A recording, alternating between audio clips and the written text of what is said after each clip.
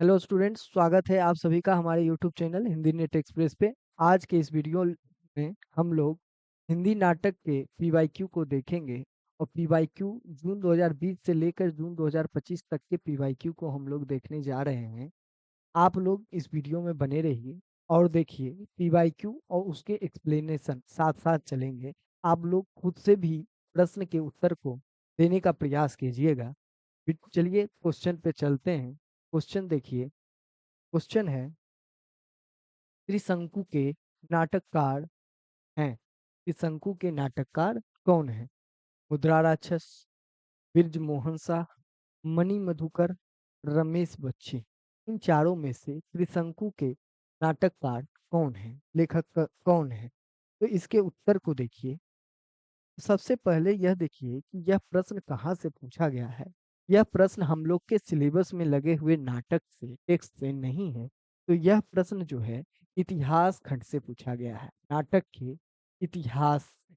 इस प्रश्न को नाटक नाटक के इतिहास के कैटेगरी में आप लोग डाल लीजिए। तो देखिए इसके उत्तर को देखिए। इसका उत्तर है, देखिए ब्रिजमोहन शाह जो हैं त्रिशंकु नाटक के लेखक हैं। कौन है? ब्रिजमोहन शाह। ऑप्शन टू, ब्रिजमोहन शाह लेखक हैं। और इनका जन्म जो है 1933 ईस्वी में हुआ था। इनका जन्म कब हुआ था? 1933 ईस्वी में हुआ था। उसके बाद देखिए त्रिशंकु नाटक में जो है युवाओं की सामाजिक त्रिशंकु नाटक में युवाओं की सामाजिक एवं मानसिक उत्पीड़नों का सामाजिक एवं मानसिक उत्पीड़नों का वर्णन किया गया है। तो यह जो है नाटक का विषय, त्रिशंकु नाटक का विषय है।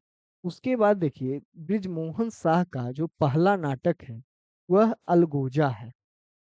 अलगोजा। अलगोजा नाटक ब्रिजमोहन शाह का पहला नाटक है। ब्रिजमोहन शाह का पहला नाटक अलगोजा है। इस बात को भी अच्छे से ध्यान रखिएगा। चलिए अगले प्रश्न की ओर बढ़ते हैं। अगला प्रश्न देखिए। अगला प्रश्न देखिए। अगला प्रश्न है, जगदीश चंद्र माथुर के नाटकों के मुख्य स्वर हैं। जगदीश चंद्र माथुर के नाटकों में के मुख्य स्वर हैं। ऑप्शन ए देखिए। सबसे पहले देखिए प्राचीन पात्र प्रसंगों। सबसे पहले देखिए यहाँ मुख्य स्वर से मतलब जो है विषय से है। जगदीश चंद्र के नाटक के जो है मुख्य विषय क्या है, यह प्रश्न है। अब देखिए सबसे पहले प्राचीन पात्र प्रसंगों द्वारा सामयिक समस्याओं का प्रकाशन। जगदीश चंद्र जो माथुर जो हैं वह प्राचीन पात्र के द्वारा जो है प्रसंग प्राचीन काल के पात्र और प्रसंगों को लेकर जो है आज के समय की समस्याओं का प्रकाशन करके किए हैं अपने नाटक में, ऐसा बताया जा रहा है। दूसरा देखिए, प्रसाद की राष्ट्रीय सांस्कृतिक चेतना का विकास। प्रसाद की जो राष्ट्रीय सांस्कृतिक चेतना का विकास है इनके नाटकों में देखने को मिलता है, ऐसा प्रश्न में दिया हुआ है। तीसरा कथन देखिए, रामलीला पद्धति द्वारा तुलसी के मानस मर्म। रामलीला पद्धति द्वारा तुलसी के मानस मर्म को आधुनिक पाठकों तक पहुंचाना। आधुनिक पाठकों तक पहुंचाना। उसके बाद अगला देखिए, मध्य वर्गीय सामाजिक यथार्थ का प्रकाशन। अब इसमें से देखिए ऑप्शन देखिए, चार ऑप्शन दिए हुए हैं। A B B C AC और AD। इन चारों ऑप्शन मतलब कि इन चारों कथनों में से दो कथन सही है और दो कथन गलत है। तो अब इसके उत्तर को देखिए। इसका उत्तर जो है देखिए ऑप्शन 3 A और C इसका सही उत्तर है। पहला कथन और तीसरा कथन जो है इसका सही उत्तर है। देखिए पहला जो है प्राचीन पात्र प्रसंगों द्वारा सामयिक समस्याओं का प्रकाशन, यह सही है। और रामलीला पद्धति वाला कथन सही। यह दोनों कथन जो है सही है। बाकी कथन सही नहीं है। बाकी दोनों जो कथन है यह गलत है। ऑप्शन 3 इसका सही उत्तर है। आगे चलते हैं, आगे देखिए जगदीश चंद्र माथुर का जो है, देखिए जगदीश चंद्र माथुर का प्रथम एकांकी, जगदीश चंद्र माथुर का प्रथम एकांकी भोर का तारा है। भोर का तारा इनका प्रथम एकांकी है। और इनका प्रथम सशक्त नाटक जो है वह कोणार्क है। अब कोणार्क जो है 1951 ईस्वी में प्रकाशित हुआ था। कोणार्क कब प्रकाशित हुआ था? 1951 ईस्वी में प्रकाशित हुआ था। अब अगले प्रश्न की, अब देखिए यह प्रश्न कहाँ से पूछा गया है। तो यह प्रश्न जो है देखिए हम लोग के सिलेबस में लगे जो टेक्स्ट रचना लगी हुई है उससे नहीं है। तो यह इस प्रश्न को नाटक के इतिहास की कैटेगरी में डाल लीजिए। यह प्रश्न कहाँ से पूछा गया है? तो नाटक के इतिहास से पूछा गया है। नाटक के इतिहास इस प्रश्न के लिए नोट कर लीजिए आप लोग। इस प्रश्न के लिए आप लोग नाटक के इतिहास नोट कर लीजिए। अब अगले प्रश्न की ओर चलते हैं। अगला प्रश्न देखिए।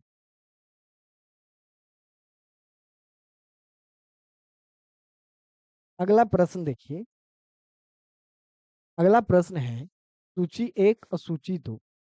एक तरफ जो है देखिए रचना दी हुई है और एक तरफ जो है लेखक दिए हुए हैं। एक तरफ रचना दी हुई है और एक तरफ लेखक दिए हुए हैं। रचना में विज्ञान गीता, ज्योत्सना, नवरस, देव माया प्रपंच। और लेखक में सेठ गोविंद दास, देव, केशव, सुमित्रानंदन पंत।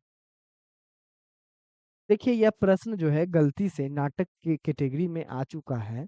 इस प्रश्न को यहाँ रहने देते हैं, जब हिंदी कविता का प्रश्न हम लोग करेंगे उस समय इस प्रश्न को डिस्कस कर लिया जाएगा। अभी के लिए अगले प्रश्न पे चलते हैं। इस अगले प्रश्न को देखिए।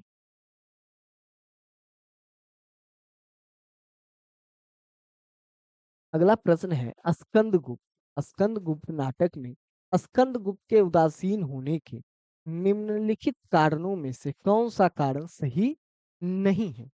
स्कंदगुप्त नाटक जो है हम लोग के सिलेबस में लगा हुआ है।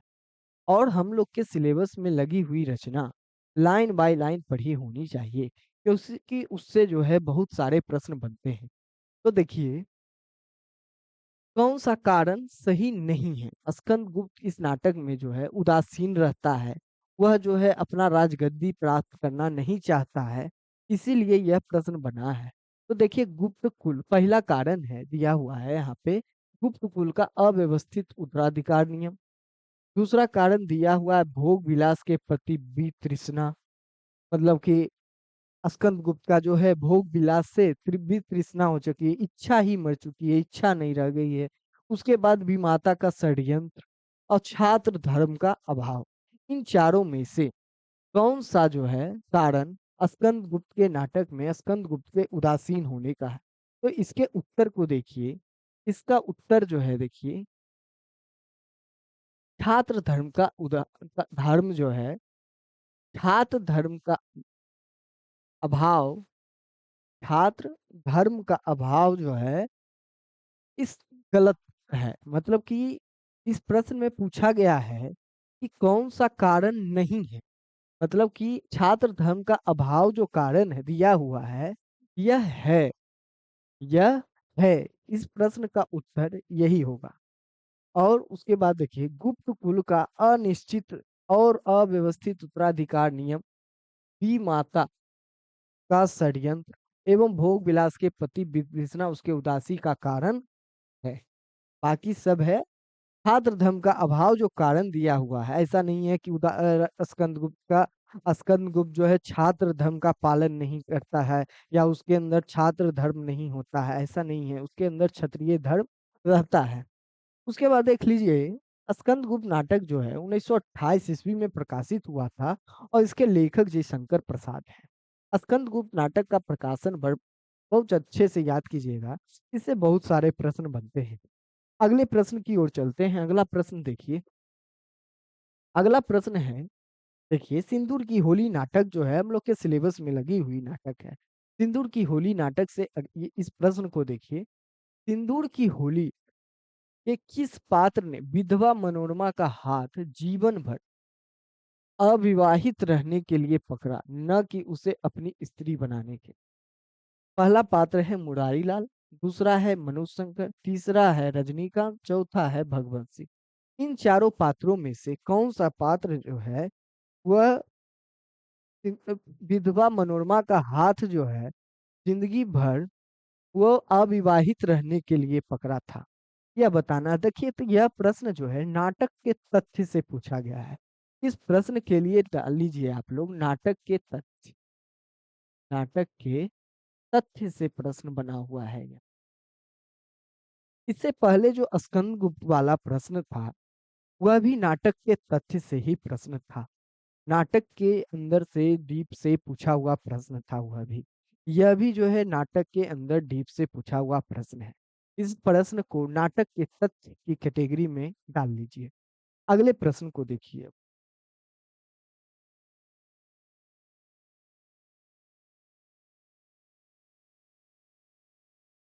देखिए, मनोज शंकर जो रहता है, मनोज शंकर, वह विधवा मनोरमा का हाथ जो है जीवन भर अविवाहित रहने के लिए पकड़ा था।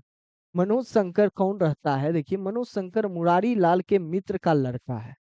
मनोज शंकर कौन है? मुरारी लाल के मित्र रहते हैं, उन्हीं का बेटा मनोज शंकर है। और इसकी पढ़ाई लिखाई सारा खर्च वर्च जो है इनके पिता मर चुके हैं। और मित्र ये जो है मुरारी लाल जो है यही इसको मनोज शंकर का पालन पोषण करते हैं। लखनऊ में यह पढ़ाई करता है। कहाँ पढ़ाई करता है? लखनऊ में यह पढ़ाई करता है। यह जो है देखिए बांसुरी बजाता है। बांसुरी बजाता है और यह एक मानसिक रोगी भी। कैसा रोगी है? मानसिक रोगी है। मानसिक रोगी। इस बात को अच्छे से ध्यान रखिएगा। उसके बाद देखिए सिंदूर की होली जो नाटक है इसकी रचना जो है 1934 ईस्वी में हुई थी। इसकी रचना कब हुई थी? 1934 ईस्वी में हुई थी। और इसका प्रकाशन जो है 1937 ईस्वी में हुआ था। सिंदूर की होली का नाटक का रचना 1934 ईस्वी में और प्रकाशन 1937 ईस्वी में हुआ था। इस प्रश्न को आगे बढ़ते हैं। इस प्रश्न को अच्छे से याद कर लीजिएगा। अगले प्रश्न की ओर बढ़ते हैं। अगला प्रश्न देखिए। अगला प्रश्न है, उन्होंने पाश्चात्य नाट्य साहित्य के किताबी ज्ञान को निजी अनुभव और पर्यवेक्षण के खरल में कूट पीस कर पर्यवेक्षण के खरल में कूट पीस कर सामाजिक दिग्दर्शन का नवीन और तथ्यपरक रसायन तैयार किया। प्रसिद्ध नाटककार जगदीश चंद्र माथुर ने प्रयुक्त विचार किस नाटककार के संदर्भ में व्यक्त किया है? यह प्रश्न जो है देखिए समीक्षा की कैटेगरी से पूछा हुआ है। यह प्रश्न कहाँ से पूछा हुआ है? तो यह प्रश्न समीक्षा की कैटेगरी से पूछा हुआ है। जगदीश चंद्र माथुर किस लेखक के बारे में यह कथन कह रहे हैं, यह इस प्रश्न में पूछा जा रहा है। तो इसके उत्तर को देखिए। देखिए ऑप्शन देख लीजिए। इसका ऑप्शन है लक्ष्मी नारायण मिश्र, उपेंद्र नाथ अस और राम कुमार वर्मा, विष्णु प्रभाकर। इन चारों ऑप्शनों में से किसके बारे में जो है जगदीश चंद्र माथुर यह कथन कह रहे हैं? या कह रहे हैं पाश्चात्य नाट्य साहित्य के किताबी ज्ञान को निजी अनुभव और पर्यवेक्षण के खरल में कूट पीस कर सामाजिक दिग्दर्शन का नवीन और तथ्यपरक रसायन तैयार किया। प्रसिद्ध नाटककार जगदीश चंद्र माथुर ने प्रयुक्त विचार किस नाटककार के संदर्भ में व्यक्त किया? इसके उत्तर को देखिए। इसका उत्तर उपेंद्र नाथ अस। उपेंद्र नाथ अस के बारे में जो है जगदीश चंद्र माथुर ने यह कथन कहा था। अब देखिए उपेंद्र नाथ हम लोग के सिलेबस में लगे अंजो दीदी जो नाटक है, हम लोग का सिलेबस में लगा हुआ एक नाटक अंजो दीदी नाटक है। उपेंद्र नाथ उस नाटक के लेखक हैं, अंजो दीदी नाटक के लेखक हैं।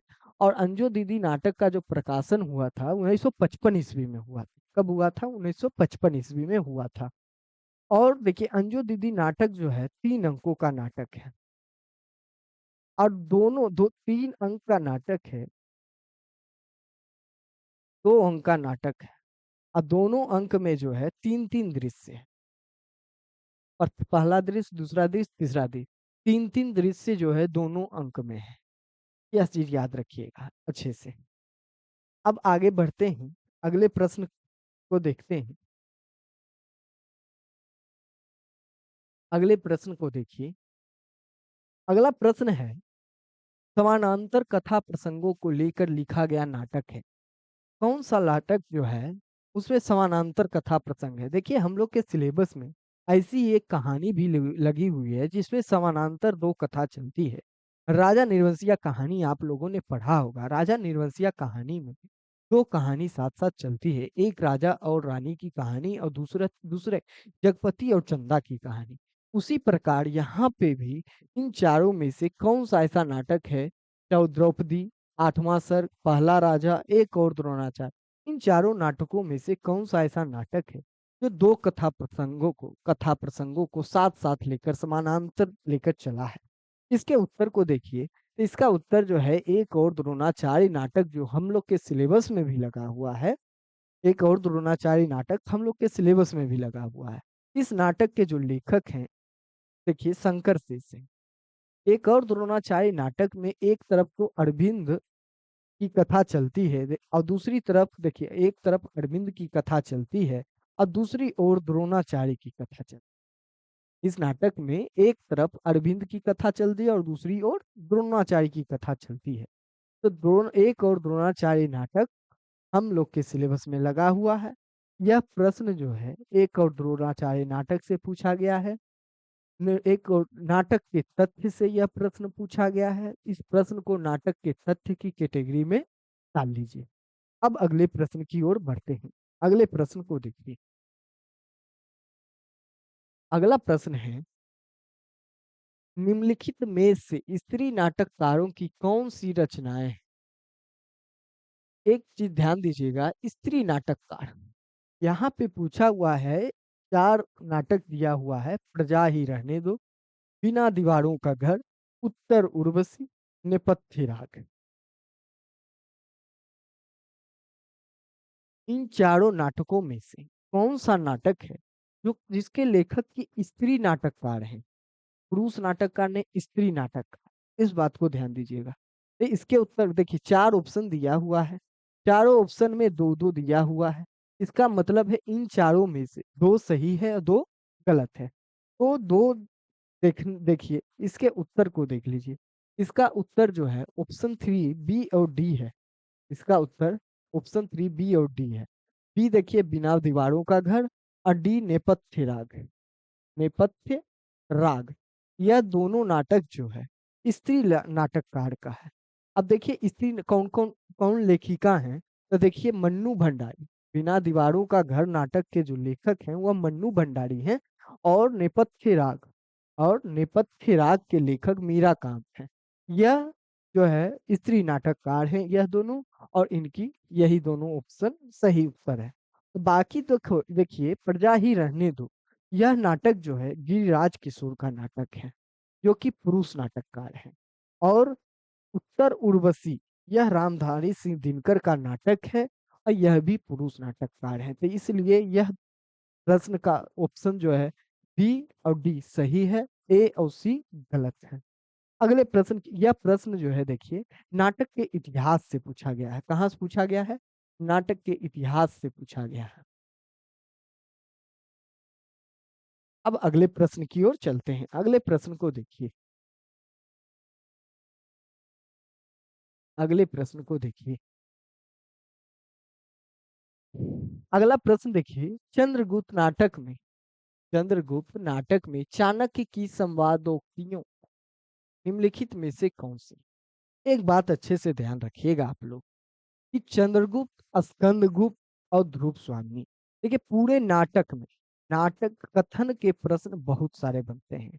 नाटक के कथन को बहुत सारे आप जब पीवाईक्यू को 2020 से 2025 तक के सारे पीवाईक्यू को का जब आप लोग एनालिसिस कीजिएगा, विश्लेषण कीजिएगा, तो आप लोग पाइएगा कि नाटक में, खासकर नाटक वाले यूनिट में कथन के प्रश्न बहुत सारे बनते हैं। इसलिए आप लोग जो है नाटक के कथनों को अच्छे से पढ़िएगा और बार बार पढ़िएगा। अब देखिए यहाँ पे प्रश्न पूछ रहा है कि चंद्रगुप्त नाटक में चाणक्य की संवादोक्तियां निम्नलिखित में से कौन सी है? अब चार कथन दिया हुआ है, यहाँ चार संवाद दिया हुआ है। इन चारों संवाद में से कौन सा संवाद जो है वह जो है चाणक्य का है, बाकी नहीं है? तो देखिए पहला संवाद है, संसार भर की नीति और शिक्षा का अर्थ। संसार भर की नीति और शिक्षा का अर्थ मैंने यही समझा है कि आत्मसम्मान के लिए मर मिटना ही दिव्य जीवन है। आत्मसम्मान के लिए मर मिटना ही दिव्य जीवन है। दूसरा कथन, समझदारी आने पर यौवन चला जाता है। तीसरा कथन, महत्वाकांक्षा का मोती निष्ठुरता की सीपी में रहता है। चौथा कथन देखिए, एक अग्निमय गंधक का स्रोत आर्यवर्त के लौह अस्त्रागार, आर्यवर्त के लौह अस्त्रागार में घुसकर विस्फोट करेगा। इन चार कथनों में से दो कथन देखिए, ऑप्शन को देखिए, दो दो दिया हुआ है, दो दो का पेड़ दिया हुआ है। इसका मतलब है इन चारों में से दो कथन चाणक्य के हैं और दो कथन चाणक्य के नहीं है। तो इसके सही उत्तर को देखिए। इसका सही उत्तर जो है ऑप्शन दो, बी और सी। ऑप्शन दो, बी और सी। देखिए प्रश्न पे चलिए। बी और सी जो है ऑप्शन है वह सही है। ऑप्शन दो, बी और सी। समझदारी आने पर यौवन चला जाता है, यह चाणक्य का कथन है। और महत्वाकांक्षा का मोती निष्ठुरता की सीपी में रहता है, यह भी जो है, यह भी कथन जो है, यह भी चाणक्य का कथन है। अच्छे से याद कर लिएगा। पीवाईक्यू में जितने भी कथन हैं पूछे हुए, उन सभी कथनों को, अब बाकी दो कथन जो है इसको भी देखिएगा कि कहाँ से यह कथन पूछा हुआ है। हो सकता है कि अगली बार इसी कथन से प्रश्न पूछ लिया जाए। तो वो प्रश्न जो आया हुआ है, सबसे मेन सिलेबस तो पीवाईक्यू होता है। पीवाईक्यू जो है सबसे पहले आप लोग पढ़िए। आप अपनी तैयारी को एक बेहतर दिशा दे दीजिएगा अगर पीवाईक्यू को अच्छे से आप लोग पढ़ लेते हैं तो। अब अगले प्रश्न की ओर बढ़ते हैं।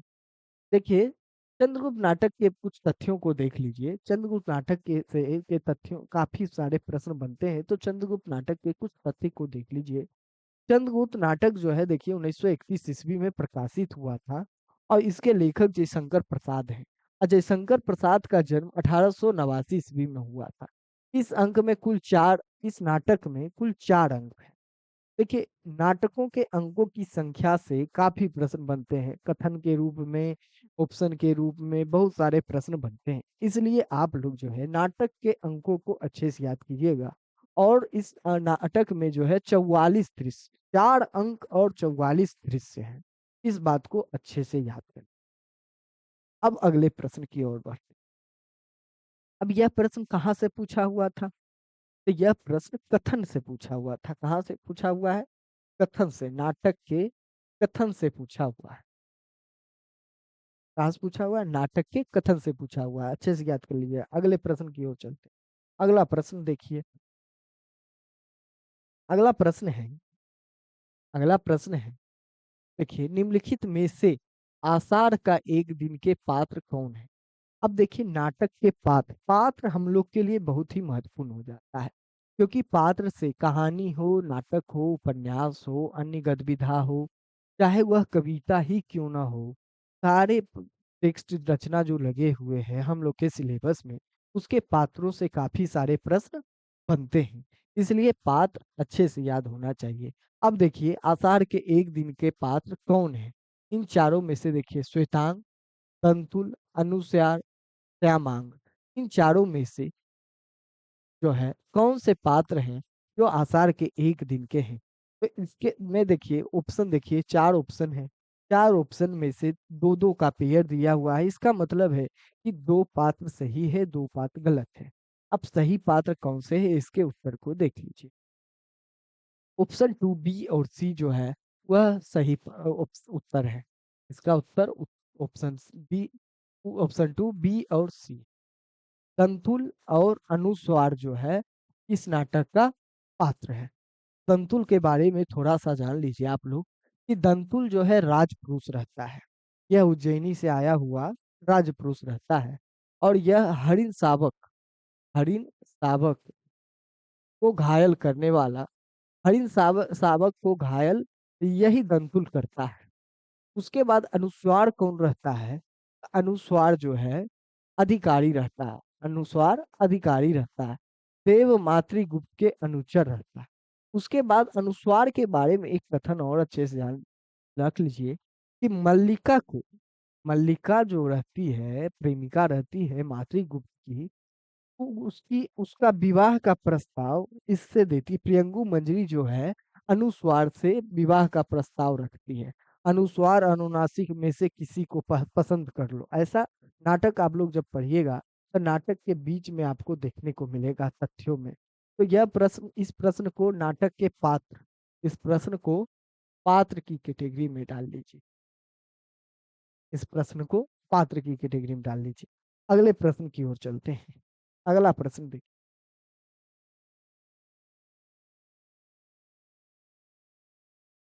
अगला प्रश्न है, अंधा युग के निम्नलिखित पात्रों को उनकी प्रमुख चारित्रिक विशेषताओं के साथ सुमेलित कीजिए।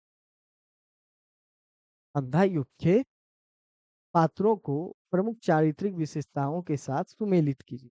चार, अब देखिए एक तरफ पात्र दिया हुआ है, दूसरी तरफ उसकी विशेषता दी हुई है। अब इसको सुमेलित करना है, मिलान करना है। तो सबसे पहले पात्र को देखिए, युयुत्सु, अश्वत्थामा, संजय और विदुर, ये चार पात्र हैं। और विशेषता को देखिए, तो विशेषता है पाश्विक प्रतिहिंसक। इन चारों में से कौन सा पात्र जो है पाश्विक प्रतिहिंसक प्रवृत्ति का है। उसके बाद देखिए संशयग्रस्त, कौन सा चारों में से कौन सा पात्र जो है संशयग्रस्त रहता है। उसके बाद सत्याग्रही कौन सा पात्र है। कर्म लोक से बहिष्कृत कौन सा पात्र है। अब इसके उत्तर को देख लीजिए। इसके उत्तर को देखिए, इसका सही उत्तर जो है ऑप्शन 3 है। ऑप्शन 3 इसका सही उत्तर है। सबसे पहले देखिए युयुत्सु जो है सत्याग्रही पात्र है। युयुत्सु जो होता है अंधा युग का अंधा युग नाटक का पात्र है, यह सत्याग्रही रहता है। उसके बाद अश्वत्थामा जो रहता है तो वह पाश्विक प्रतिहिंसक रहता है, क्योंकि वह निर्मम हत्या कर देता है। उसके बाद संजय जो है, संजय कर्म लोक से बहिष्कृत तटस्थ पात्र रहता है, क्योंकि संजय जो है ना कौरव का पक्ष लेता है और ना पांडव का पक्ष लेता है। उसके बाद विदुर जो है, विदुर संशयग्रस्त रहता है। इन चारों का अच्छे से आप लोग याद कर लीजिएगा। आने वाले परीक्षाओं में ऐसे प्रश्न बनने की संभावना बहुत ही अधिक है। अब अगले, यह प्रश्न कहाँ से पूछा हुआ है, तो इस प्रश्न को पात्र में के कैटेगरी में डाल लीजिए। इस प्रश्न को पात्र की कैटेगरी में डाल लीजिए। अगले प्रश्न की ओर चलते हैं। अगले प्रश्न को देखिए।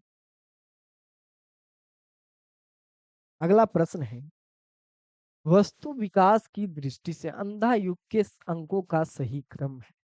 वस्तु विकास, देखिए अंधा युग नाटक के अंक से बहुत सारे प्रश्न बन चुके हैं। आप लोग जब जून 2020 से जून 2025 तक के प्रश्न पत्र को देखिएगा तो इसके अंकों से कम आपको 10 प्रश्न देखने को मिलेंगे। तो अंधा युग के नाटक का अंक काफी महत्वपूर्ण हो जाता है। अब देखिए यहाँ पे 5 दिया हुआ है। कौरव नगरी, अश्वत्थामा का अर्धसत्य, पशु का उदय, गांधारी का शाप, विजय एक क्रमिक आत्महत्या। ये इन 5 अंकों को क्रम से लगाना है। तो क्रम से इन सभी अंकों को पूरा देख लीजिए। इसका सही उत्तर जो है देखिए, सही उत्तर ऑप्शन 3 है। और सबसे पहले A C B D E, ये क्रम है। अब देखिए कौरव नगरी जो है वह पहला अंक है, पशु का उदय दूसरा अंक है, अश्वत्थामा का अर्धसत तीसरा अंक है। उसके बाद देखिए एक अंतराल आता है, यहाँ पे एक स्थापना आती है, यहाँ पे स्थापना आता है। उसके बाद देखिए अंतराल आता है, अंतराल का नाम है पंख, पहिए और अटियां। इसको भी याद रखिएगा। गांधारी का साप चौथा अंक, विजय एक क्रमिक आत्महत्या पांचवा अंक। उसके बाद देखिए प्रभु की मृत्यु समापन, अंत में समापन, स्टार्टिंग में स्थापना, बीच में अंतराल, उसके बाद अंत में समापन। 5 अंकों के अलावा 3 और उपशीर्षक इस नाटक में है।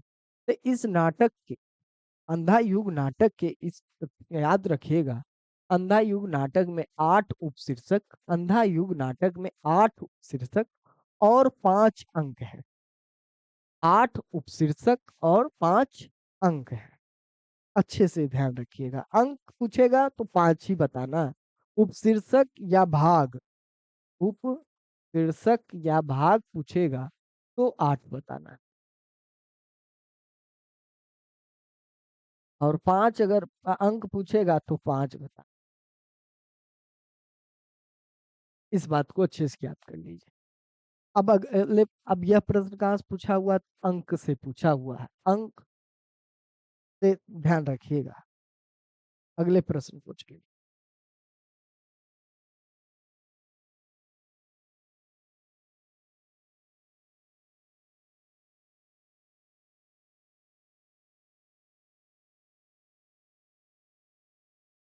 अगला प्रश्न है, हरिकृष्ण प्रेमी के नाटकों के मुख्य स्वर हैं। देखिए, हरिकृष्ण प्रेमी का नाटक का मुख्य स्वर क्या है? तो देखिए, यह प्रश्न जो है हम लोग के सिलेबस में लगी रचना से नहीं पूछा। इसका मतलब है कि यह प्रश्न जो है नाटक के इतिहास से पूछा हुआ है। तो नाटक के इतिहास की कैटेगरी में इस प्रश्न को सबसे पहले आप लोग नाटक के इतिहास से पूछा हुआ प्रश्न है। अब देखिए, नाटक के प्रमुख स्वर और मुख्य स्वर का मतलब हुआ मुख्य विषय। देखिए, स्वातंत्र्योत्तर नए भाव का विकास, प्रखर राष्ट्रीय चेतना युक्त ऐतिहासिकता, सांप्रदायिक सौहार्द की मूल्य चेतना, पश्चिमी बौद्धिकता का प्राधान्य। इन 4 विषयों में से कौन सा विषय है? देखिए, 4 ऑप्शन दिए हुए हैं, दोनों में दो दो का पेयर दिया हुआ है। इसका मतलब है कि इन चारों में से 2 विषय जो है वो हरिकृष्ण प्रेमी के नाटकों के हैं। तब इसके उत्तर को देखिए। इसका उत्तर जो है, उसका उत्तर ऑप्शन बी, बी और सी है। इसका उत्तर देखिए, ऑप्शन बी, उत्तर 2, बी और सी इसका सही उत्तर है। उसके बाद देखिए, हरिकृष्ण प्रेमी के बारे में कुछ तथ्यों को जान लीजिए। हरिकृष्ण प्रेमी का जन्म जो है 1908 ईस्वी में हुआ था। 1908 ईस्वी में हरिकृष्ण प्रेमी का जन्म हुआ था। उसके बाद देखिए, इनके कथा प्रसंगों इनके नाटक का मुख्य विषय क्या क्या रहता है, तो उसको देखिए। इनके कथा प्रसंगों में राष्ट्रीय जागरण जो है, देखिए 1908 में जन्मे व्यक्ति 1908 के समय जो है 1908 से 1947 तक में, देखिए तो इन्होंने जो है अपने जीवन काल में स्वतंत्रता आंदोलन को देखा है। तो इसके इनके नाटकों में भी राष्ट्रीय जागरण देखने को मिलता है। धर्मनिरपेक्षता इनके नाटकों में देखने को मिलता है। एवं बंधुता विश्व बंधुता देखने को मिलता है। विश्व को एक साथ लेकर चलने की बात इनको इनके नाटकों में देखने को मिलती है। इस बात को भी याद रखिएगा। अब यह नाटक को इतिहास इस प्रश्न को नाटक के इतिहास की कैटेगरी में डाल लीजिए। अब अगले प्रश्न की ओर बढ़ चलते हैं। अगले प्रश्न को देखिए। अगला प्रश्न है, निम्नलिखित में से कौन सा नाटक उदय शंकर भट्ट का नहीं है? यहाँ पे इस बात को ध्यान दीजिएगा, नहीं है पूछा है। उदय शंकर भट्ट का नहीं है। विश्वामित्र, मत्स्यगंधा, राधा, नारद की वीणा, इन चारों में नाटकों में से कौन सा नाटक है जो कि उदय शंकर भट्ट का नहीं है? इस प्रश्न को सबसे पहले आप लोग नाटक के इतिहास की कैटेगरी में डाल लीजिए। यह प्रश्न नाटक के इतिहास से पूछा हुआ है। यह प्रश्न नाटक के इतिहास से पूछा हुआ है। आगे देखिए, नारद की बीना जो है, नारद की बीना नाटक जो है वह उदय शंकर भट्ट का नाटक नहीं है। नारद की बीना उदय शंकर भट्ट का नाटक नहीं। यह नाटक जो है पंडित लक्ष्मी नारायण मिश्र का नाटक। इनका नाटक है, लक्ष्मी नारायण मिश्र का है। बाकी जो है देखिए, विश्वामित्र, मत्स्यगंधा, राधा, यह सभी नाटक जो है उदय शंकर भट्ट। बाकी सभी उदय शंकर भट्ट का नाटक। नारद की वीणा जो है पंडित लक्ष्मी नारायण मिश्र का नाटक है। अगले प्रश्न की ओर चलते हैं। अगले प्रश्न को देखिए। अगला प्रश्न है, प्रवृत्तियों अथवा मनोविकारों, प्रवृत्तियों अथवा मनोविकारों को पात्र के रूप में उपस्थित कर, प्रवृत्तियों अथवा मनोविकारों को पात्र के रूप में उपस्थित कर नाटकीय द्वंद्व, नाटकीय द्वंद्व की सृष्टि करने वाला जयशंकर प्रसाद का नाटक है। अब इन चारों नाटकों में से कौन सा है? देखिए, विशाख, कामना, सज्जन, प्रायश्चित। तो इसके उत्तर को देख लीजिए। इसका उत्तर कामना नाटक जो है, इसका सही उत्तर है। कामना नाटक इसका सही उत्तर है। देखिए, जयशंकर प्रसाद के नाटकों के का जो क्रम अनुक्रम वाला प्रश्न होता है, उसमें बहुत सारे प्रश्न पूछे हुए हैं। इसलिए जयशंकर प्रसाद के नाटकों का प्रकाशन वर्ष देख लीजिए। सबसे पहले देखिए, प्रायश्चित 1913 ईस्वी, प्रायश्चित 1913 ईस्वी। सज्जन 1910 ईस्वी का है। उसके बाद प्रायश्चित 1913 ईस्वी का है। विशाल जो है 1921 ईस्वी का है। और कामना जो है 1927 ईस्वी में प्रकाशित। आगे देखिए, यह प्रश्न कहाँ से पूछा हुआ है? तो यह प्रश्न जयशंकर प्रसाद से पूछा हुआ है। तो इस प्रश्न को हम लोग के सिलेबस में लगे लेखक से प्रश्न पूछा हुआ है, तो लेखक की कैटेगरी में डाल लीजिए इसको। इस प्रश्न को लेखक के कैटेगरी में लिख लीजिए। यह प्रश्न हम लोग के सिलेबस में लगे लेखक से के रचना से पूछा हुआ है। अगले प्रश्न को देखिए। अगला प्रश्न है, इतिहास के गड़े मुर्दे, इतिहास के गड़े मुर्दे उखाड़ने का काम, इतिहास के गड़े मुर्दे उखाड़ने का काम इस युग के वांछनीय नहीं है। वांछनीय का मतलब उपयोगी होता है, इस युग के लिए उपयोगी नहीं है।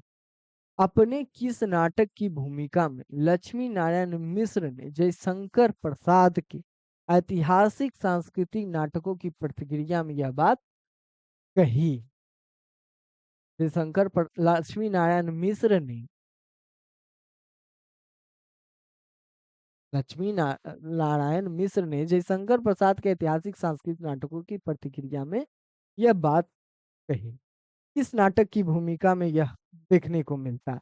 तो देखिए, सन्यासी, मुक्ति का रहस्य, सिंदूर की होली, राजयोग, इन चारों नाटकों में से जो है सन्यासी नाटक में, सन्यासी नाटक की भूमिका में यह बात देखने को मिलती है। उसके बाद देखिए, सिंदूर की होली, लक्ष्मी नारायण मिश्र का हम लोग के सिलेबस में एक नाटक लगा हुआ है, सिंदूर की होली नाटक। सिंदूर की होली नाटक जो है का जो प्रकाशन हुआ था, रचना जो हुई थी 1934 ईस्वी में हुई थी, और प्रकाशन जो है 1937 ईस्वी में हुआ था।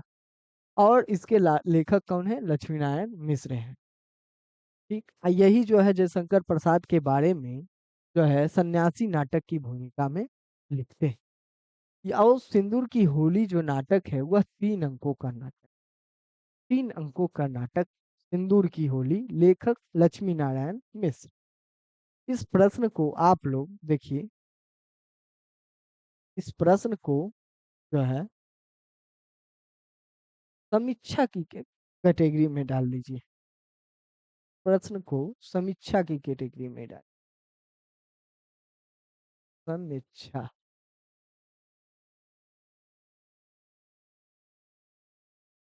अब अगले प्रश्न पे चलते हैं। अगले प्रश्न को देखिए।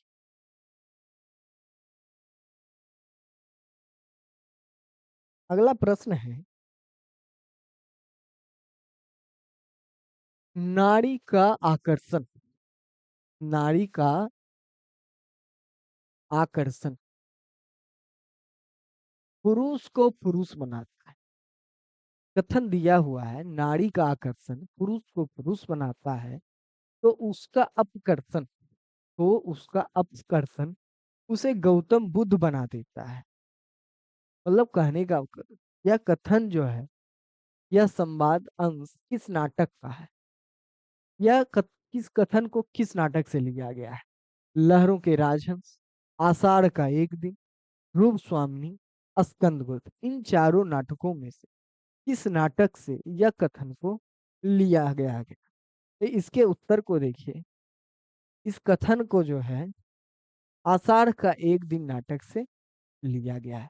आषाढ़ का एक दिन नाटक जो है देखिए रंगमंच पर काफी सफल नाटक है। मोहन राकेश का यह नाटक है आषाढ़ का एक दिन। आषाढ़ का एक दिन नाटक हम लोग के सिलेबस में भी लगा हुआ है। मोहन राकेश का एक और नाटक आधे अधूरे भी हम लोग के सिलेबस में लगा हुआ है। देखिए मोहन आषाढ़ का एक दिन नाटक का प्रकाशन वर्ष जो है 1958 ईस्वी में प्रकाशन हुआ था। और यह जो है 3 अंकों का नाटक है। कितने अंकों का नाटक है? 3 अंकों का नाटक है। और इसके लेखक मोहन राकेश हैं। एक सफल रंगमंच यह रंग नाटक जो है रंगमंच पर काफी सफल रहा। आगे देखिए अगले प्रश्न की ओर। अभी इस प्रश्न को जो है आप लोग इस प्रश्न को किस कैटेगरी में डालिएगा? तो इस प्रश्न को आप लोग कथन की कैटेगरी में डालिए। प्रश्न को कथन कथन से यह प्रश्न बना। आगे चलते हैं।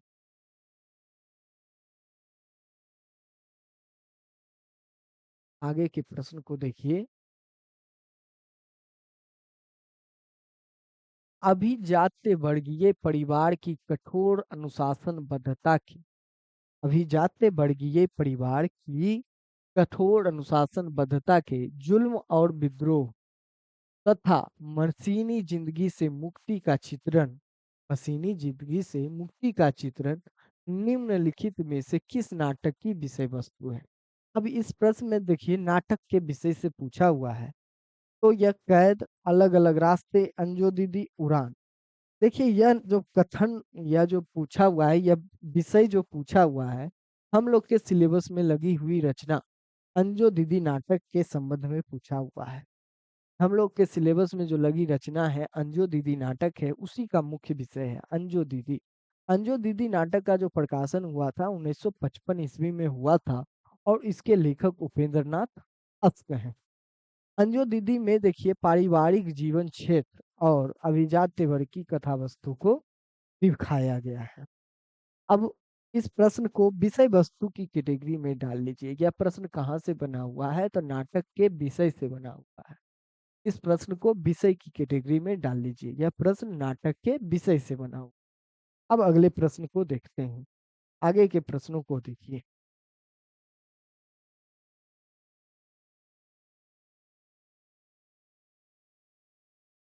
देखिए निम्नलिखित में से स्कंदगुप्त नाटक में देवसेना द्वारा गाए अथवा प्रस्तुत किए गीत कौन से हैं? अब देखिए 4 गीत दिया हुआ है। इन चारों गीतों में से स्कंदगुप्त नाटक में इन चारों गीतों में से कौन सा ऐसा गीत है जो स्कंदगुप्त नाटक में देवसेना के द्वारा गाया गया गीत है? पहले गीत को देखिए। भरा नैनों में मन में रूप किसी छलिया का अमल अनूप। पहला गीत है। दूसरा गीत है माझी साहस है थे लोगे जर्जर तरी भरी पथिकों से में क्या खोलोगे। अगला देखिए उमड़ कर चली भिगोने आज तुम्हारा निश्चल अंचल छोड़। और सबसे अंत में चौथा गीत है शून्य गगन में खोजता जैसे चंद्र निराश राका में रमणीय यह किसका मधुर प्रकाश। राका में रमणीय यह किसका मधुर प्रकाश। इन चारों गीतों में से देखिए दो दो का पेयर दिया हुआ है। दो दो का पेयर दिया हुआ है। 4 ऑप्शनों में से अब देखिए कौन सा उत्तर सही है। दो गीत देखिए ऑप्शन एक जो है वह सही है। ऑप्शन एक ए और डी इसका जो उत्तर है वह सही उत्तर है। ऑप्शन एक। अब देखिए पहला जो गीत है वह प्रथम अंक से लिया गया है। और पहला गीत जो है ए ऑप्शन का जो गीत है वह प्रथम अंक का गीत है। और डी वाला जो गीत है डी वह पश्चिम अंक का गीत है।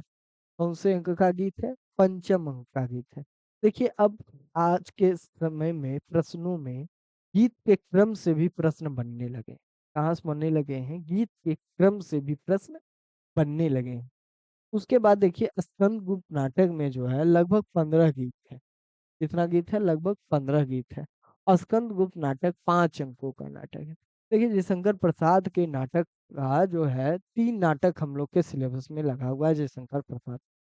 एक लगा हुआ है स्कंदगुप्त, दूसरा चंद्रगुप्त और तीसरा ध्रुव स्वामी। स्कंदगुप्त का जो प्रकाशन है वह 1928 ईस्वी है। चंद्रगुप्त का प्रकाशन 1931 ईस्वी है और ध्रुव स्वामी का प्रकाशन वर्ष 1933 ईस्वी। और स्कंदगुप्त जो है वह 5 अंकों का नाटक है और चंद्रगुप्त जो है वह 4 अंकों का नाटक है और ध्रुव स्वामी जो है वह 3 अंकों का नाटक है। इन सारे तथ्यों को जो है अच्छे से याद रखिएगा। आगे चलते हैं, अगले प्रश्न की ओर चलते हैं। यह प्रश्न जो है इस प्रश्न को गीत की कैटेगरी में डाल दीजिएगा। गीत, गीत से यह प्रश्न बना हुआ है। आगे के प्रश्नों को देखते हैं। अगले प्रश्न को देखिए।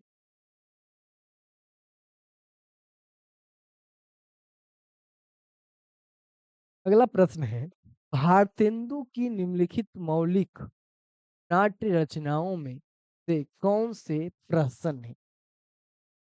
कौन से प्रहसन है? प्रहसन जो है एक नाट्य प्रकार हो। नाट्य प्रकार। 4 नाटकों को देखिए।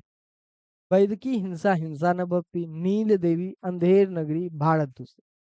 इन चारों नाटकों में से कौन सा नाटक है जो कि प्रहसन है? तो इन चारों में से इसके उत्तर को देखिए। उत्तर जो है इसका ऑप्शन 4 ए और सी। उत्तर जो है ऑप्शन 4 ए और सी। ए वैदिकी हिंसा, हिंसा न भवती, यह जो नाटक है यह प्रहसन है। उसके बाद अंधेर नगरी, यह भी नाटक जो है यह प्रसन्न है। तो इसका ए और सी सही उत्तर होगा। उसके बाद देखिए नील देवी जो है वह गीति रूपक नाटक है। गीति रूपक नाटक है। और भारत दुर्दशा लास्य रूपक या हास्य रूपक भी कह सकते हैं। हास्य रूपक। ठीक। अब देखिए वैदिकी हिंसा, हिंसा न भवती, यह 1873 का नाटक, 1873 ईस्वी का नाटक है। नील देवी 1881 ईस्वी का नाटक है।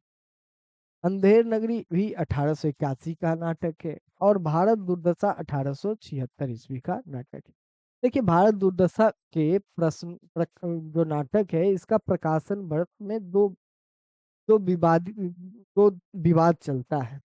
कुछ इतिहासकारों का मानना है, जैसे डॉक्टर नगेंद्र का मानना है कि इनका इसका प्रकाशन वर्ष जो है वह 1880 ईस्वी। अब कुछ इतिहासकारों का मानना है कि इसका प्रकाशन भारत दुर्दशा नाटक का प्रकाशन 1876 ईस्वी। तो यह जो है परीक्षा में प्रश्न की दृष्टि से उसका सही उत्तर लगाना होगा। अगले प्रश्न की ओर चलते हैं। इस प्रश्न को जो है आप लोग नाटक के प्रकार के प्रश्न की कैटेगरी में डाल लीजिए। अगले प्रश्न की ओर चलते हैं। अगले प्रश्न को देखिए। अगला प्रश्न है, नाटक का एक उद्देश्य जनोपदेश है, क्योंकि कारण, इसके बाद का कारण जो है क्योंकि लगा कर चेक कर लिया कीजिए। क्योंकि नाटक में उद्देश्य के सिवा कोई और बात नहीं हो। क्या ऐसा है कि नाटक में जो है उपदेश के सिवा कोई और बात नहीं हो सकती है? तो इसके उत्तर को देखिए। इसका उत्तर है ऑप्शन 3 कि कथन तो सत्य है, ये तो सत्य है, लेकिन कारण जो है वह असत्य है। हिंदी नाटक का उसके बाद देखिए यह प्रश्न उद्देश्य से बना हुआ है कि नाटक का मुख्य उद्देश्य। तो नाटक का मुख्य उद्देश्य देखिए क्या क्या होता है। मनोरंजन करना होता है, समाज को शिक्षित और जागरूक करना, भावनाओं को व्यक्त करने का माध्यम बनना और सामाजिक बुराइयों पर प्रहार करना। यह सभी जो है एक नाटक का उद्देश्य होता है। अब आगे चलते हैं। आगे देखिए, आगे के प्रश्नों को देखिए। यह प्रश्न जो था अभी, वह नाटक के इतिहास से पूछा हुआ प्रश्न था। उसे नाटक के इतिहास की कैटेगरी में डाल लीजिएगा। आगे के प्रश्नों को देखिए। भारत दुर्दशा के आखिरी अंक में भारत भाग्य क्या कर भारत दुर्दशा के आखिरी अंक में भारत भाग्य क्या करता है? भारत को जगाता है, भारत के हतभाग्य पर क्रोधित होता है, घायल भारत को छोड़कर चला जाता है, भारत के सीने में कटार से आघात करता है। तो आखिरी अंक देखिए, भारत दुर्दशा नाटक जो है वह 6 अंकों का नाटक है। कुल 6 अंकों का नाटक है। और आखिरी अंक में जो है भारत को जगाता है। भारत भाग्य क्या करता है? भारत को जगाता है। इसका सही उत्तर है। आखिरी अंक छठा अंक है। छठा अंक का जो स्थान है वह गंभीर वन का मध्य भाग है। गंभीर वन का मध्य भाग है। और इसी अंक में सबसे अंतिम अंक छठा अंक है, और जिसका स्थान जो है गंभीर वन का मध्य भाग है। इसी अंक में इसी अंक में भारत भाग्य जो है इसी अंक में भारत भाग्य जो है, देखिए, राग चैती गौरी गीत, राग चैती गौरी गीत जागो जागो रे भाई गाता है। जागो जागो रे भाई गाता है। गीत को यहाँ पे मैंने इसलिए लाया है क्योंकि गीत से काफी सारे प्रश्न बनते हैं परीक्षा में। तो यह प्रश्न कहाँ से बना हुआ है? तो नाटक के अंकों से यह प्रश्न बना हुआ है। कहाँ से बना हुआ है? नाटक के अंक से यह प्रश्न बना हुआ है। आगे प्रश्न अगले प्रश्न की ओर बढ़ते हैं। अगले प्रश्न को देखिए।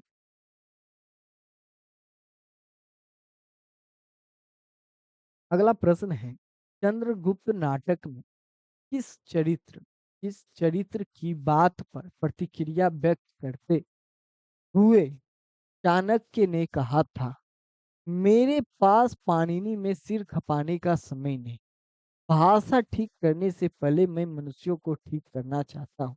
तो यह जो है किस चरित्र की प्रतिक्रिया में यह बात चाणक्य जो है वह कहते हैं? तो इससे देखिए, राक्षस, सिहरन, एनिसा क्रिटिज, वर रुचि, इन चारों में से किसकी प्रतिक्रिया में यह बात चाणक्य कहते हैं?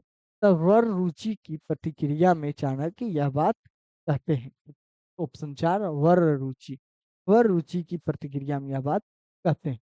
चंद्रगुप्त नाटक में जो है वर रुचि का अन्य नाम कात्यायन भी रहता है। क्या कात्यायन भी रहता है? उसके बाद देखिए,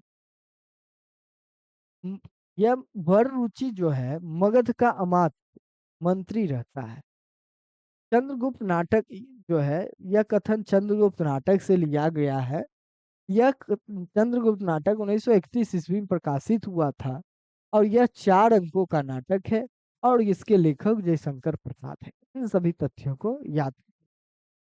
अगले प्रश्न की ओर चलते हैं। अगले प्रश्न को देखिए।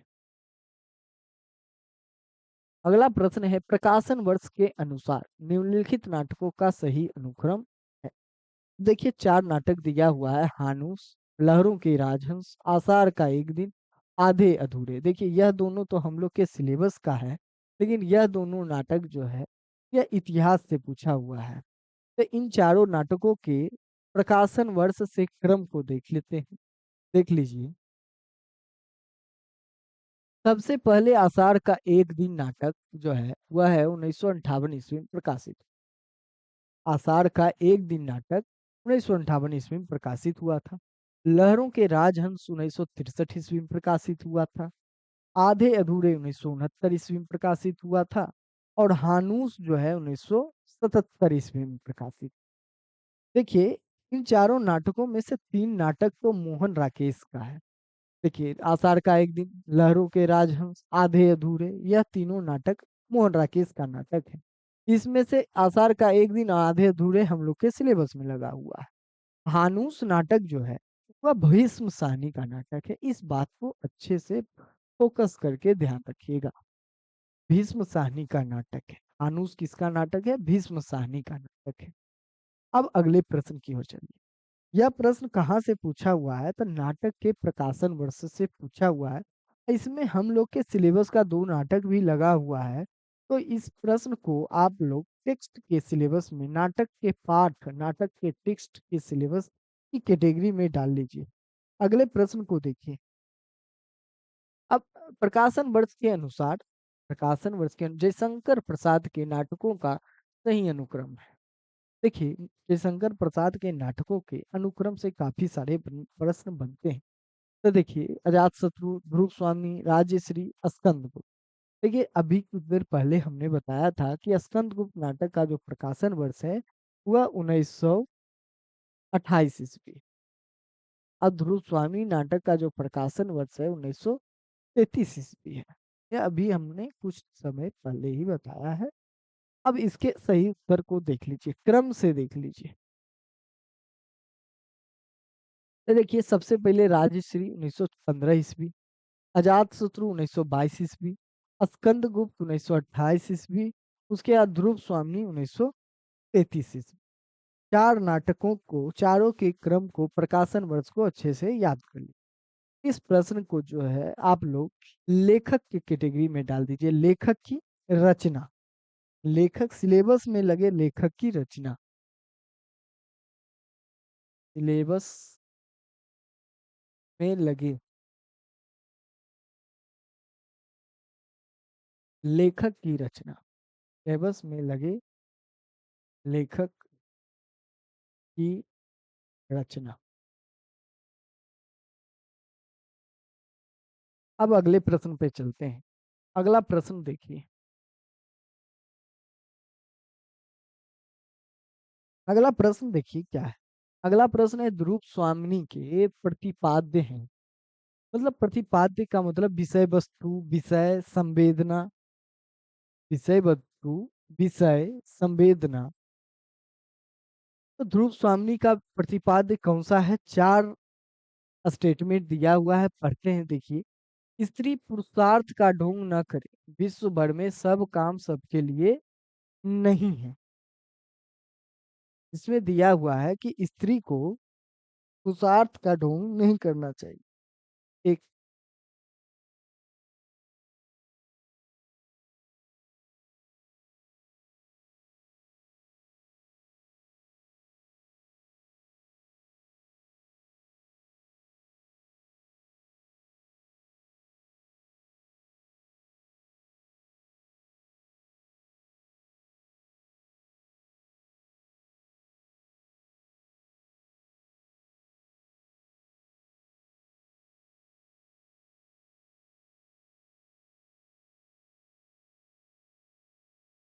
तो देखिए,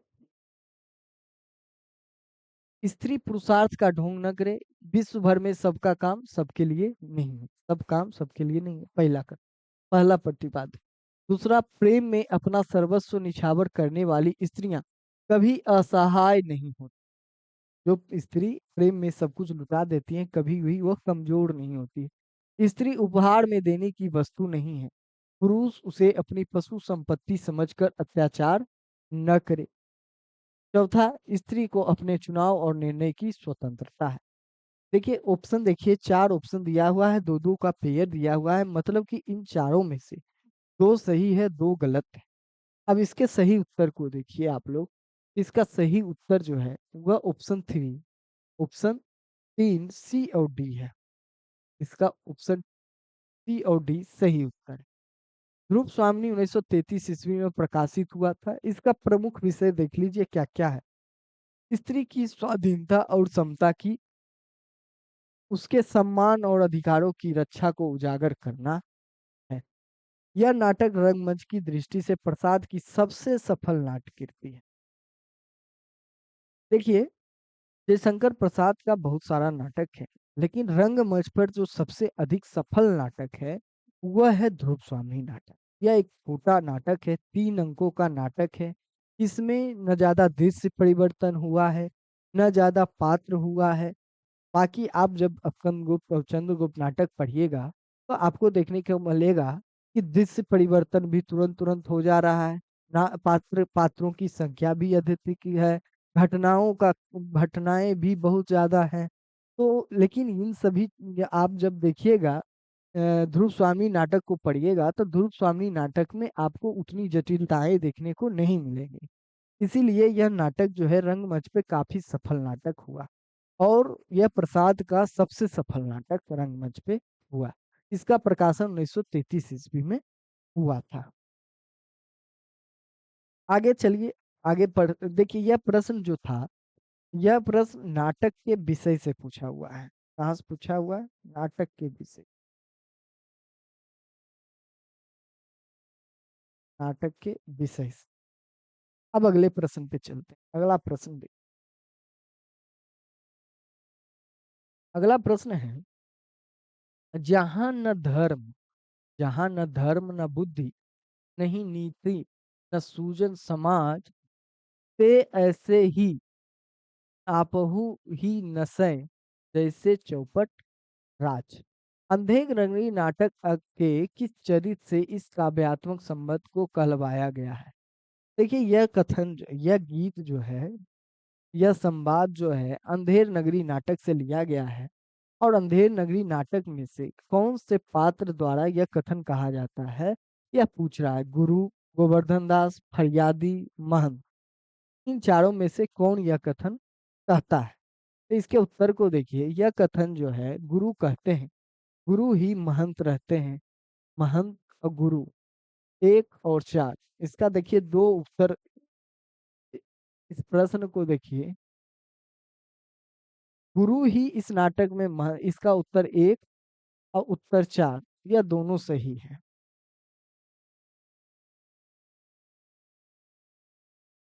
अगला अब देखिए यह नाटक के अंतिम या छठे अंक से लिया गया। अंधेर नगरी नाटक देखिए, भारत दुर्दशा नाटक भी 6 अंकों का नाटक है और अंधेर नगरी नाटक भी 6 अंकों का नाटक है। और छठे अंक में यह गीत दिया हुआ है। और इस छठे अंक का जो स्थान है वह शमशान है। कहाँ है? शमशान है। क्योंकि शमशान में ही फांसी पर चढ़ा रहा होता है। तो शमशान इस अंक का अंतिम नाटक है। अंतिम नाटक, अंतिम अंक का स्थान है। भारतेंदु अंधेर नगरी नाटक की रचना बनारस के बनारस के हिंदू नेशनल थिएटर के लिए एक ही दिन में की। देखिए भारतेंदु ने भारत अंधेर नगरी नाटक जो है मात्र एक दिनों में लिखे थे। और वह बनारस हिंदू नेशनल थिएटर के लिए लिखे थे। इस प्रश्न को आप लोग गीत की कैटेगरी में डाल दीजिएगा। गीत, नाटक के गीत से यह प्रश्न बना हुआ है। अगले प्रश्न को देखिए। अब अगला प्रश्न है, अंधा युग में युयुत्सु की चिंता क्या है? अंधा युग में युयुत्सु एक पात्र रहता है जो कि कौरव पक्ष का होते हुए भी वह पांडवों की ओर से युद्ध करता है इस नाटक में। तो युयुत्सु की चिंता क्या रहती है? पहला, अन्याय का प्रतिकार। दूसरा, पांडव पक्ष में चले जाने को लेकर पश्चाताप। तीसरा, मानव भविष्य की रक्षा। और साप मुक्ति। इन चारों बातों में से किस बात को लेकर युयुत्सु जो है चिंतित रहता है? तो इसमें के उत्तर को देखिए। मानव भविष्य की रक्षा जो है उसके लिए चिंता का कारण रहता है। युयुत्सु के चिंता का कारण मनुष्य के भविष्य, मानव के भविष्य की रक्षा रहती है। युयुत्सु जो है आत्मघाती अंधता का प्रतीक। युयुत्सु इस नाटक में आत्मघाती अंधता का प्रतीक है। उसके बाद युयुत्सु कौरव पक्ष का होने के बावजूद सत्य का पक्ष लेता है, पांडव का पक्ष लेता है। उसके बाद अंधा युग नाटक जो है 1955 ईस्वी में प्रकाशित हुआ था। यह 5 अंकों का नाटक है। और इस नाटक में देखिए 8 भाग या 8 उपशीर्षक कह सकते हैं। धर्मवीर भारती का यह नाटक है। यह प्रश्न देखिए कहाँ से पूछा हुआ है, तो यह प्रश्न नाटक के तथ्य से पूछा हुआ है। कहाँ से पूछा हुआ है? नाटक के तथ्य से यह प्रश्न पूछा हुआ है। अब अगले प्रश्न की ओर चलते हैं। अगला प्रश्न देखिए। अगले प्रश्न को देखिए।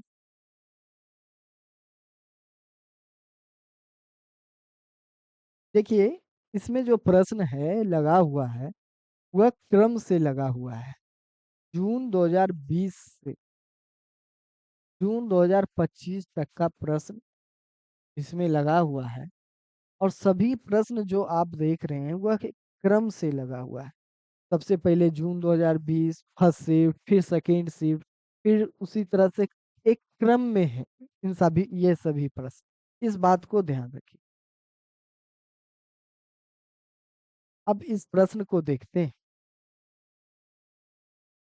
इस प्रश्न को देखिए, अंधा युग के संबंध में कौन से विचार सही है। अंधा युग का देखिए प्रश्न है, तो अंधा युग नाटक के संबंध में कौन सा विचार जो है वह सही रहता है, यह देखना है। तो देखिए, यह महाभारत के 18वें दिन की कथा पर आधारित है, पहला। दूसरा, आधुनिक भावबोध को रूपायित करने वाले नाटकों में अंधा युग विशेष रूप से उल्लेखनीय है। तीसरा, इसमें बहिर्द्वंद और अंतर्द्वंद दोनों विकराल रूप में मौजूद है। चौथा, देखिए, अंधा युग आधुनिक त्रासदी को व्यक्त नहीं करता है। यहाँ पे इस बात पे ध्यान दीजिएगा, नहीं करता है पे ध्यान दीजिएगा। चार ऑप्शन दिया हुआ है, दो दो का पेयर है। इसका मतलब है इन चारों में से दो सही हैं और दो गलत हैं। देखिए, इसका उत्तर जो ऑप्शन बी है, वह दो, बी और सी इसका सही उत्तर है। देखिए, ए जो है, और एक कथन जो है गलत कथन है, क्योंकि उसमें 18वें दिन की कथा सिर्फ नहीं है। प्रश्न में दिया हुआ है कि 18वें दिन की कथा है, लेकिन ऐसा नहीं है। 18वें दिन की संध्या से लेकर 18वें दिन की संध्या से लेकर प्रभास तीर्थ में प्रभास तीर्थ में कृष्ण की मृत्यु के क्षण तक का कथा इसमें दिया हुआ है अंधा युग नाटक में। उसके बाद अंतिम कथन जो दिया हुआ है कि अंधा युग आधुनिक त्रासदी को व्यक्त नहीं करता है, प्रश्न में दिया हुआ है, लेकिन नहीं, वो गलत दिया हुआ है। आधुनिक त्रासदी को जो है अंधा युग नाटक व्यक्त करता है, यह सही कथन है। तो इसका उत्तर जो है बी और सी हो जाएगा, सही कथन। गलत कथन को यहाँ पे सही करके दे दिया हूँ। आगे देखिए, आगे के प्रश्नों को देखिए। अगला प्रश्न है भारत दुर्दशा। भारत दुर्दशा के प्रश्नों को देखिए। भारत दुर्दशा के बारे में कौन से विचार सही हैं। भारत दुर्दशा के बारे में कौन से विचार सही हैं। ये देखिए, इसका आरंभ महारानी विक्टोरिया की स्तुति से हुआ है। उसके बाद देखिए, यह हिंदी का पहला राजनीतिक नाटक है। यह विचार प्रधान नाटक है। इसमें अंग्रेजी राज में भारत के विकास की बात की। इन चारों में से देखिए, ऑप्शन चार ऑप्शन दिया हुआ है, दो ऑप्शन, हर सभी में दो दो का पेयर दिया हुआ है। देखिए, दो दो का पेयर है, तो इसका मतलब है कि इन चारों में से दो कथन सही है, दो कथन गलत है। तो देखिए, इसमें से बी और सी जो है वह सही है, ए और डी जो है वह गलत है। तो ए और डी सही क्या है वह देखिए, भारतेंदु हरिश्चंद्र नाटक का आरंभ मेघनादबद्ध काव्य अनुवाद से होता है, इस बात को ध्यान रखिएगा। उसके बाद अंतिम जो कथन है डी, भारतेंदु हरिश्चंद्र नाटक में अंग्रेजी राज में भारत की दुर्दशा की झलक दी गई है, इस बात को भी ध्यान रखिएगा। यह नाटक, देखिए, यह प्रश्न जो पूछा हुआ है, यह प्रश्न नाटक से पूछा हुआ है, नाटक के तथ्य से पूछा हुआ है। इसलिए इस प्रश्न को तथ्य की कैटेगरी में डाल लीजिए आप लोग, तथ्य की कैटेगरी में डालिए। अगले प्रश्न की ओर चलते हैं। अगला प्रश्न को,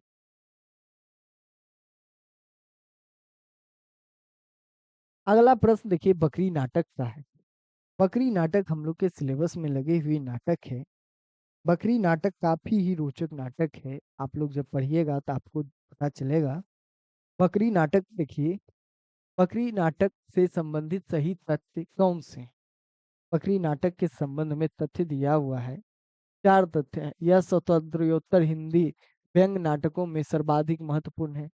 मतलब पहला कथन कह रहा है कि स्वतंत्रता के बाद का जो हिंदी नाटक है उसमें से व्यंग्य नाटक व्यंग्य नाटक में सबसे अधिक महत्वपूर्ण नाटक बकरी नाटक है।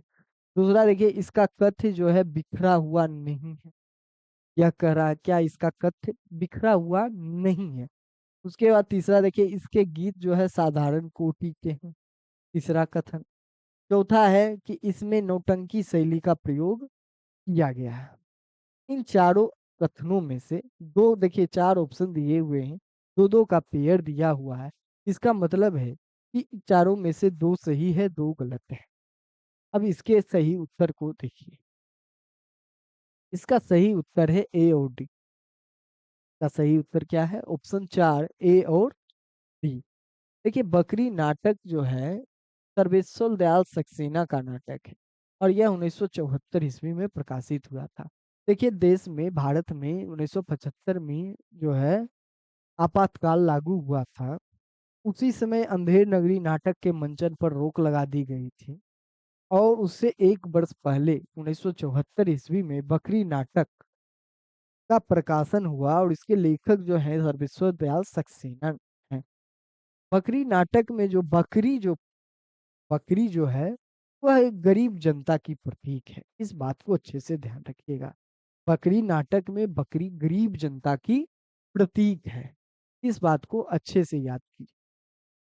अगले प्रश्न की ओर बढ़ते हैं। यह प्रश्न नाटक से लिया हुआ है, नाटक के विषय से की कैटेगरी में इस प्रश्न को डाल लीजिएगा।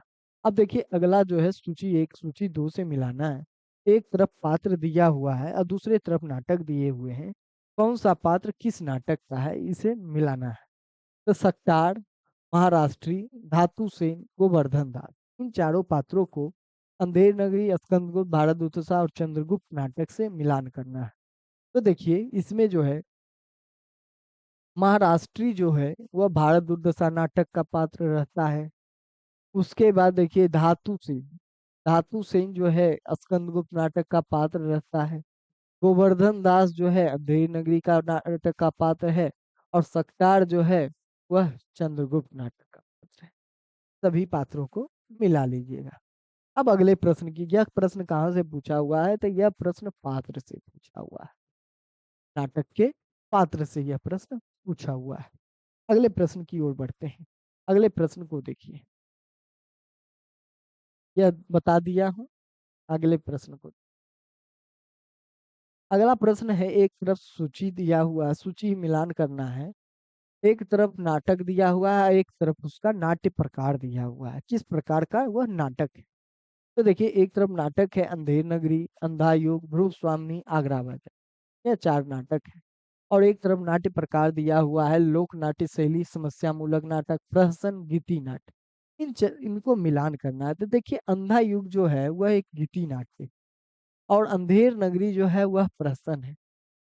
ध्रुव स्वामी एक समस्या मूलक नाटक है, इसमें स्त्री की समस्या को दिखाया गया है। और आगरा बाजार जो है लोक नाट्य शैली पर आधारित है।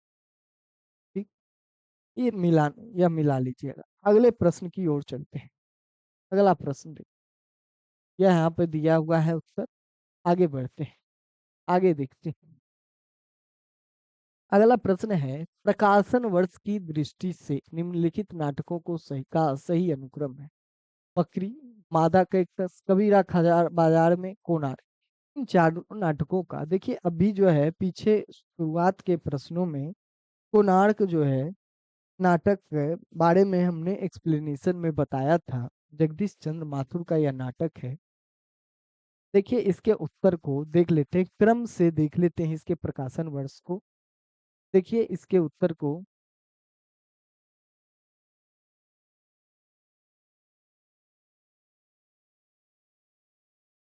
देखिए कोणार्क जो है 1951 ईस्वी। कोणार्क का प्रकाशन कब हुआ है? 1951 ईस्वी में हुआ है। आषाढ़ का एक दिन 1959 ईस्वी में। उसके बाद बकरी नाटक का 1974 ईस्वी में। उसके बाद कबीरा खड़ा बाजार में, कबीरा खड़ा बाजार में 1981 ईस्वी का नाटक। इस तरह से बाजार में 1981। सबसे अंत में यही नाटक है बकरी 1974 ईस्वी में, याद रखिएगा क्योंकि यह हम लोग के सिलेबस का नाटक है। आषाढ़ का एक दिन में हम लोग के सिलेबस का नाटक है। आगे के प्रश्न को देखिए, अगले प्रश्न को देखिए। विद्या निम्नलिखित में से कौन सी भारतेंदु की अनुदित रचना नहीं है? मतलब अनुवादित नहीं, मौलिक नहीं है। देखिए, भारतेंदु का दो प्रकार का नाटक देखने को मिलता है। जब आप नाटक के इतिहास के को पढ़िएगा, किसी गाइड बुक से दृष्टि हो गया या फिर आप सरस्वती पांडे, गोविंद पांडे की पुस्तक को ले लीजिए, तो उसमें देखने को आपको मिलेगा कि एक तो भारतेंदु के मौलिक नाटक आपको देखने को मिलेंगे, दूसरा अनुदित नाटक देखने को मिलेंगे।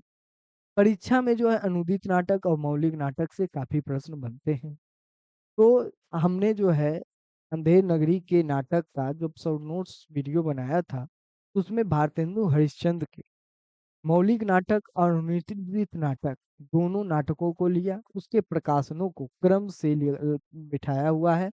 अगर आप लोग को देखना है तो आप लोग मेरे अंधेर नगरी नाटक के शॉर्ट नोट्स वाले वीडियो पे जाइए और उस वीडियो को देखिए। उसमें आपको भारतेंदु हरिश्चंद्र के मौलिक नाटक और अनुदित नाटकों का लिस्ट आपको मिल जाएगा।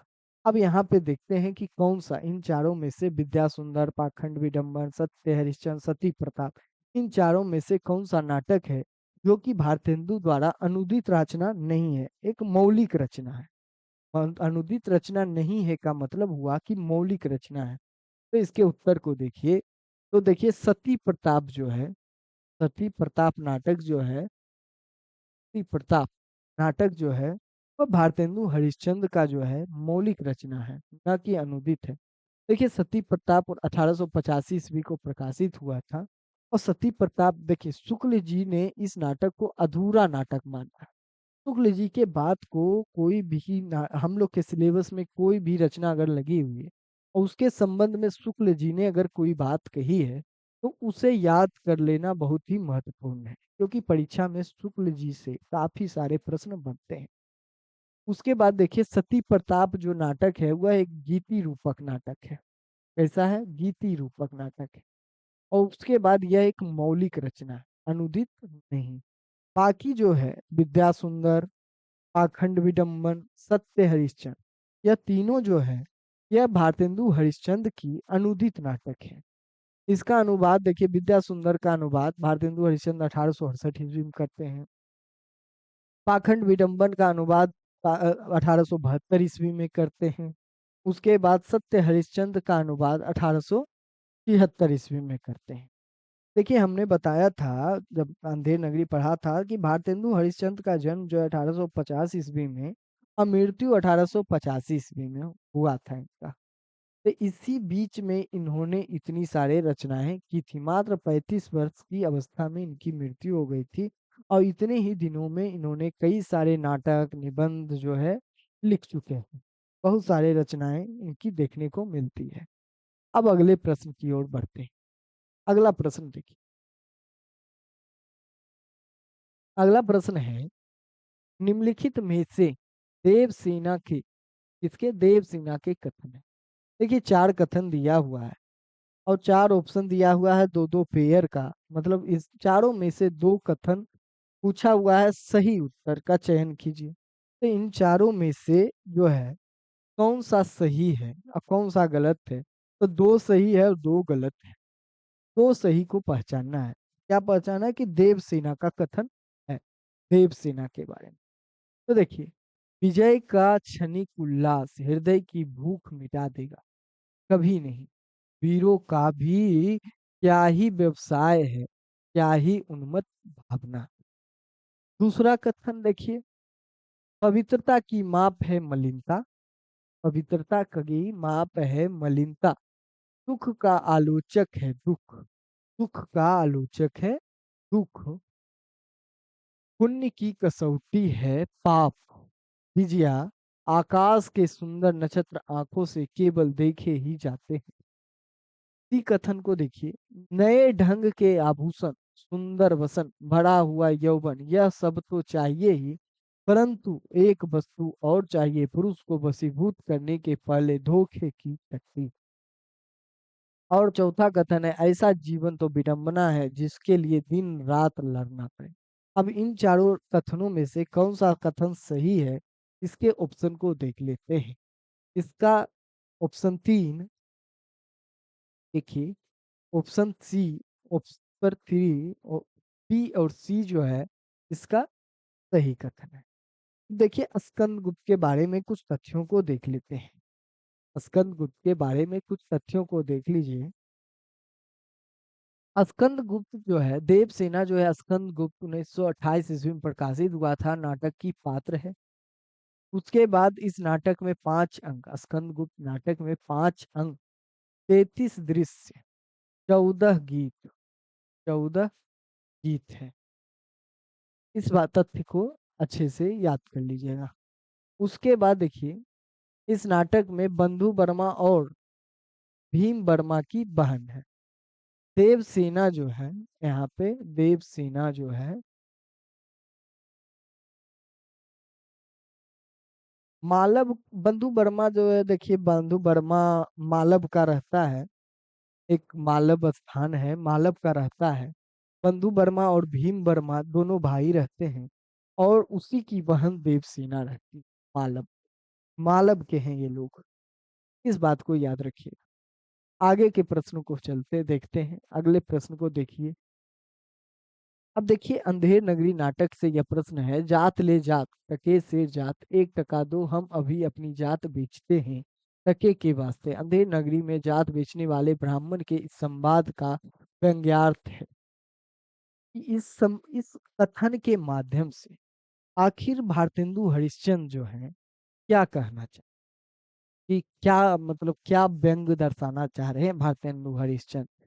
यह कथन तो जात वाला ब्राह्मण का कथन है, जो कि दूसरे अंक में आता है। अंधेरी नगरी नाटक के जब दूसरे अंक में जाइएगा, आप लोग देखिएगा, तो दूसरे अंक में आपको यह कथन देखने को मिलेगा आपको।